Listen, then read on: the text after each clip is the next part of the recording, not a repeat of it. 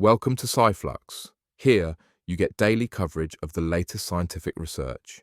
Every day, we bring you new research in a clear and simple format so you can stay informed without wasting time. Like the video, subscribe, and leave a comment to stay connected and help this channel grow. And if you want each new research delivered directly to you, join the SciFlux newsletter. The first research talks about traditional ROC analysis breaks down when both unusually low and unusually high test scores indicate risk. This research tackles that gap by introducing the generalized ROC, gROC, a flexible framework that captures non-monotonic relationships between scores and outcomes. The authors also develop the efficient ROC, eROC, built from optimal score transformations that maximize classification accuracy. The core contribution is a formal proof showing that gROC and eROCs converge when the optimal decision rule hinges on a relative maximum. Backed by empirical validation on real datasets, this work delivers a more adaptive, non-parametric toolset for binary classification, particularly valuable for diagnostic systems where risk is not strictly linear. Next up, this paper examines the performance bottlenecks inside high-pressure flare header systems, critical infrastructure for safely handling excess gases in hydrocarbon operations. Persistent issues like back pressure, driven largely by current flare tip designs, threaten both system reliability and regulatory compliance. The study maps how the header interacts with upstream units, with particular emphasis on modern sonic flares and their superior combustion efficiency. Building on this analysis, the authors propose targeted design upgrades to stabilize operations under both normal and emergency loads, while cutting greenhouse gas emissions. The result is a clearer engineering pathway towards safer, more efficient, and more sustainable waste gas management across industrial sites. Next, autonomous drones are rapidly becoming part of core logistics, infrastructure inspection, and emergency response workflows.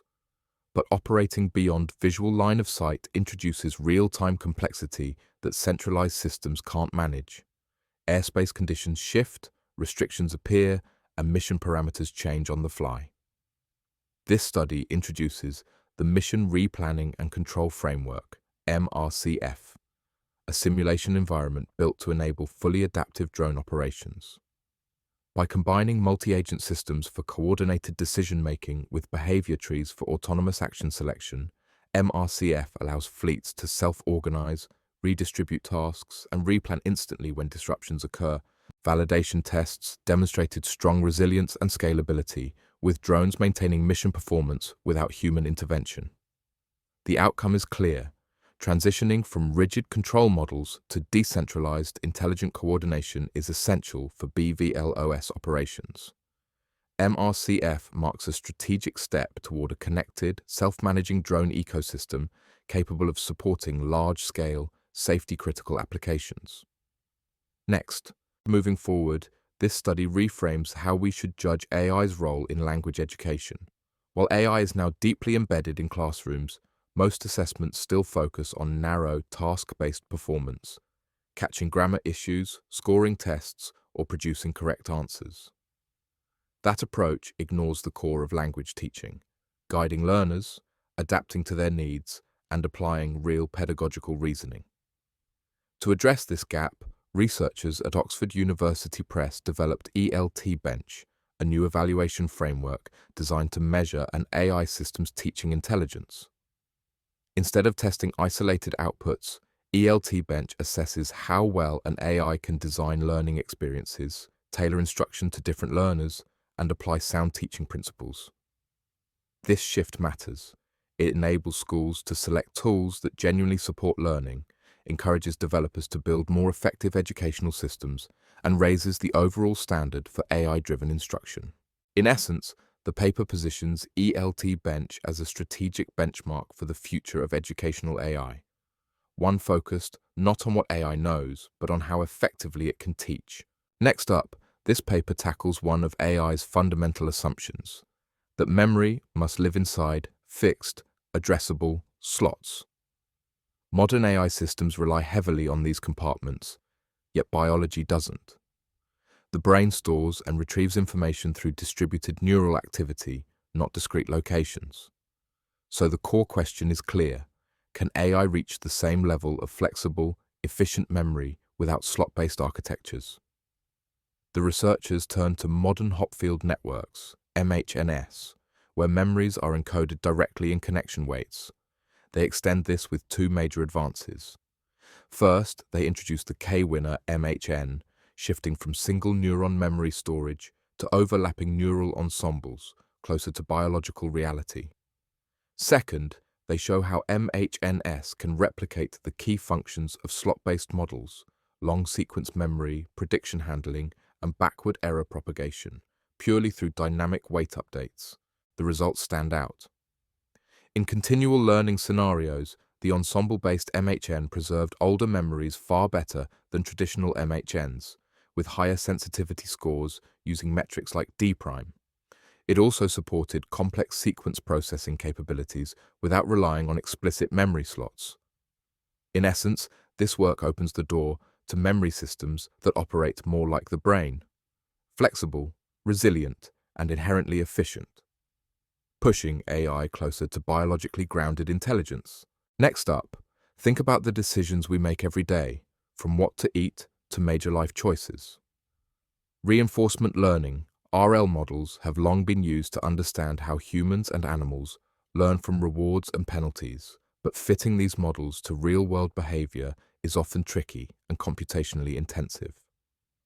This study tackles that challenge by introducing a universal framework and a novel convex optimization method capable of fitting a wide range of RL models efficiently.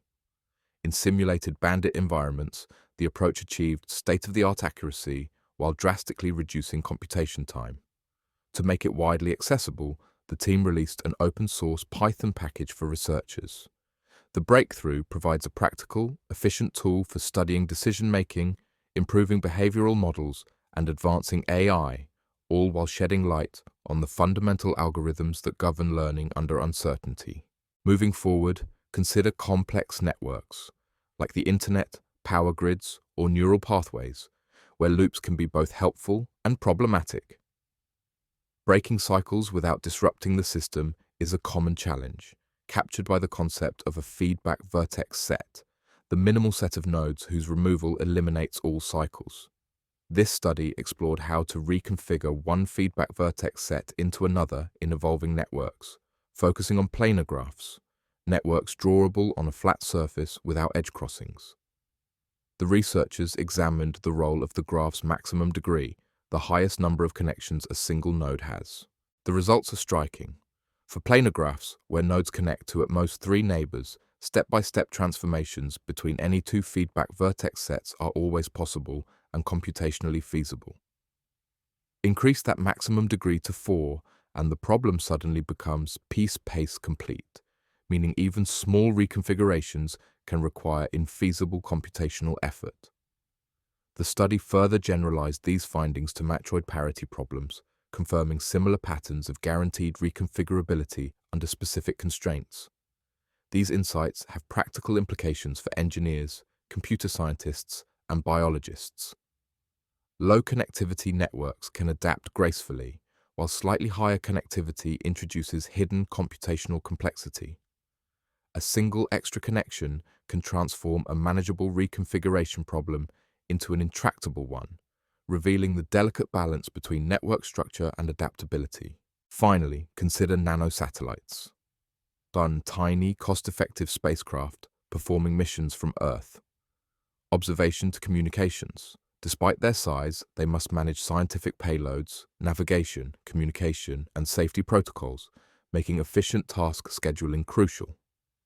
This study addressed the offline nanosatellite partition scheduling problem, aiming to optimize task sequences to maximize scientific operations. The problem is strongly NP-hard, so the researchers developed 2 solutions: a mixed integer linear programming (MILP) math heuristic and a constraint programming (CP) model. The CP model excelled, solving both simulations and the real-world NIMPH mission at the University Space Center of Toulouse. Integrated into the open-source Nanosat scheduler, It outperformed prior semi-manual methods, boosting efficiency and scientific output. This work shows even the smallest satellites can reach their full potential, enabling agile, high-impact space missions and a new standard for optimized nanosatellite operations. Thanks for watching. If you enjoyed the video, please like, comment, and subscribe. Also, join our newsletter to stay informed with the latest discoveries shaping science and innovation. See you tomorrow with a new round of breakthroughs. Take care.